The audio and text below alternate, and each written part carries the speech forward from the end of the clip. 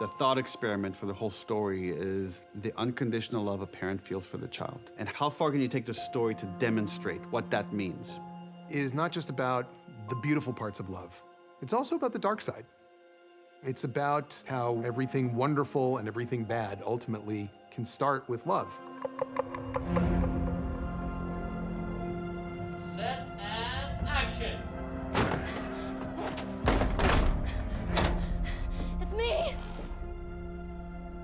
Here we are at the end, and we go all the way to the very, very beginning of Ellie, which is her mother, Anna, played by Ashley Johnson, who is the true beginning of Ellie because Ashley played Ellie in the game. And Ashley is spectacular here.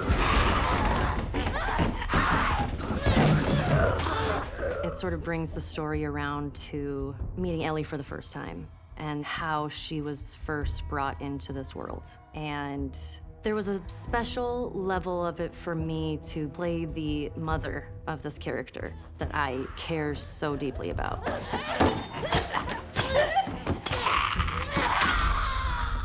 It was the first time I've ever had to do a giving birth scene, and it was an incredible day. You're dealing with real babies, which that is usually hard, but they connected so well, and it shows how strong Ellie is, of where she came from and what she had to go through, and that even her mother had such a fight to live.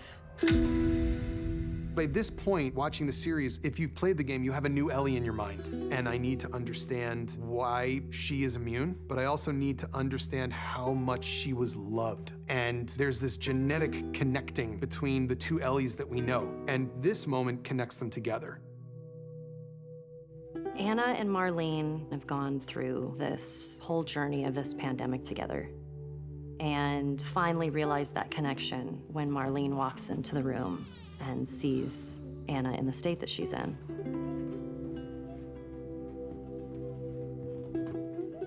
I don't know if I can talk about the scene without crying. They're fictional characters, but I do think that a wonderful gift of the series is seeing these two best friends' final words to each other in those last moments of Anna's last breaths. Her name is Ellie. We know what that is when we cannot save the people that we love. To feel powerless. And Marlene certainly does in that moment, because Ellie is the child of her best friend since childhood, who she had to execute. It's something that Neil told me about early on, and it made my jaw drop, and I said, we must do that. And that's how we begin our final episode.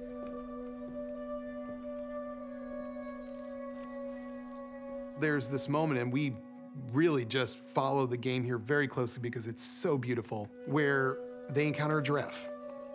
It's a joyful moment for Ellie and for Joel, seeing Ellie finally be a glimmer of who she used to be after the trauma that she faced.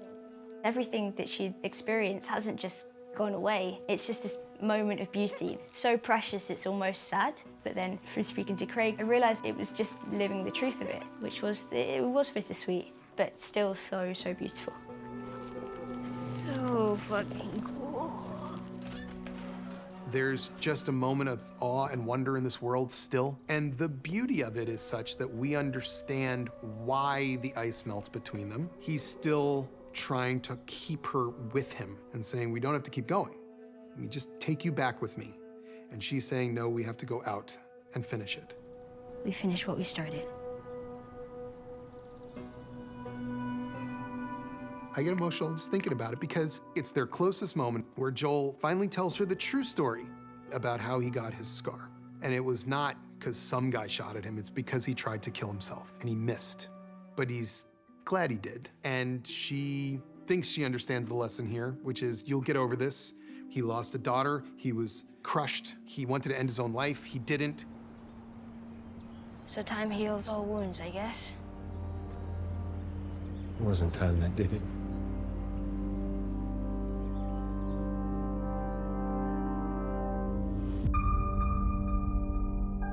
In the hospital, Marlene quickly realizes this is not the Joel she knew because he has an emotional connection to Ellie. You take me to her right now! It's about the way we treasure the people that we love more than everyone else. How love leads to emotions that can rage out of control.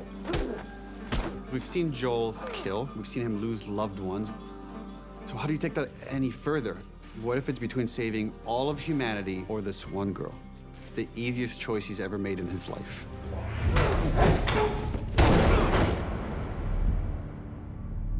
What would make one choose one thing over the survival of humanity, essentially?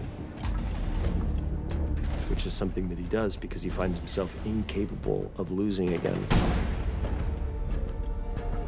I won't let you take her. Unhook her. Move! Turn around.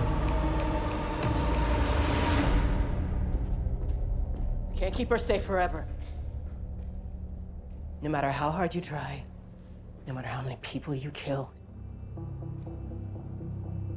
The parking garage is the last shot. It's the last opportunity to save what Ellie can gift the world. Joel, he is wrestling with his grief, and he can't see past it. There's no limit to how much we could try to understand that, how much we could defend it or judge it. And it's this beautiful shadow that one can explore and question, find the horror and the humanity of. This whole journey, we've been working towards this trust that is forming between these two characters and how honest they are with each other and how much they learn to rely on each other. And then Joel puts all of that on the line. Like a parent, you feel like you need to lie to your children to protect them. And that's what Joel does at the very end. She knows deep down that he's not telling the truth, but she can't let herself believe it because it's too painful and it's too scary, the idea that her only purpose in life hasn't been fulfilled, that had been taken away from her by the person that she loves and trusts the most. It's too overwhelming. So she forces herself to believe Joel. Swear to me that everything you said about the Fireflies is true. I swear.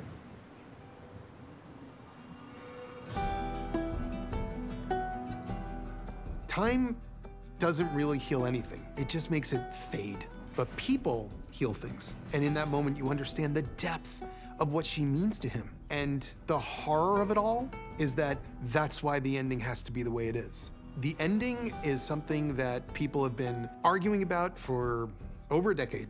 Should Joel have done what he did? And a lot of people will say no, and a lot of people will say yes. In the end, the only thing we can be sure of is that we understand why he did it, and we understand that Ellie would not have wanted him to do it.